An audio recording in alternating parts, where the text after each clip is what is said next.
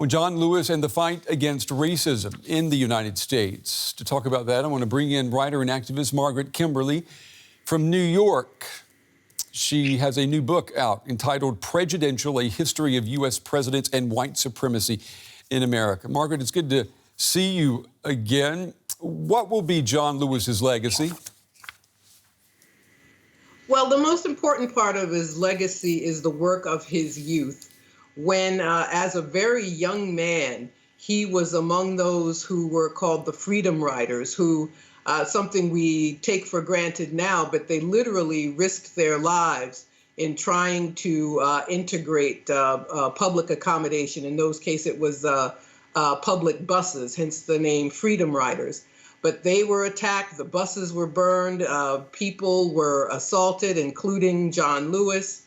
But he and a group of committed people helped work together to change the country and to change it for the good and to change it for all time. And that movement led to many other positive changes in American society. And let's take that movement and bring it to present day, the Black Lives Matter movement. There is some criticism of John Lewis within that movement, isn't there? Well, yes, the criticism is he spent the last 30 years as a member of Congress, as a politician. And while as a very young man, still in his early 20s, he was among those who addressed the crowd at the March on Washington, where King gave his famous I Have a Dream speech. He was a leader of the Student Nonviolent Coordinating Committee. But as middle-aged in his later years, he was a politician. And radical leaders don't remain radical when they become politicians. He was part of the Democratic Party establishment. His days as someone who really changed the country were far behind him. And it's okay for people to become politicians, but we can't see people as frozen in time. We give credit where it's due, but we also acknowledge the limitations of what he did later in his life.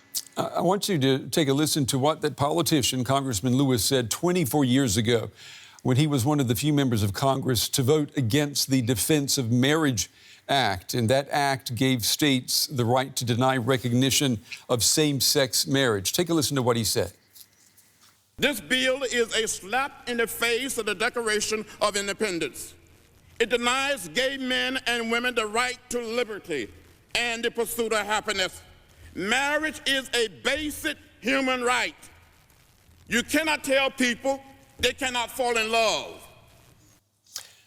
Now, there we have John Lewis, a man ahead of his time. He wanted to extend basic human rights to everyone, not only to those who were victims of racial discrimination. Isn't that a good achievement for a politician, as you would say? Oh, yes, absolutely. That was a very proud moment for him, and it's one we should remember.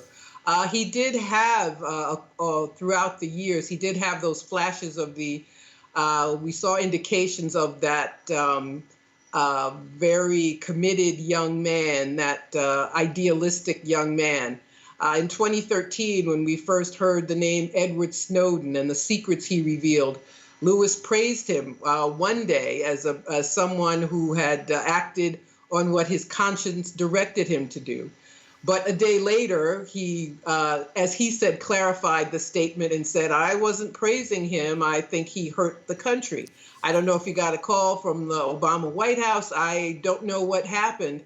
But I think we can see there the contradictions of people who are idealistic and want change, but then work within the system. The system doesn't tolerate change very well.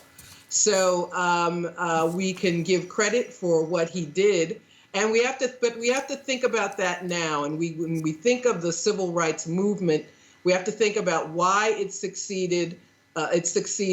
Think about people like Lewis and thousands of others whose names we don't know, and bring it forward to this time. Think about how it succeeded and what we need now in the current the current movement. Before we run out of time, is there someone, a name in politics in the U.S. right now in power, who can maybe pick up the torch from John Lewis? No one who's a politician, but there are people, there are activists across the country. We do need more organizing. That's something that's missing today that John Lewis and others excelled in back in the early 1960s. There were committed groups of people in organizations like the Student Nonviolent Coordinating Committee, like the Southern Christian Leadership Conference, and they succeeded in passing legislation. They succeeded in changing the country because they were well organized. That is something that is lacking in the movement now, and it is somewhat problematic, but we will see what happens. All right. Margaret, Kimberley, as always, Margaret, it's good to talk with you. We appreciate your time and your insights tonight. Thank you.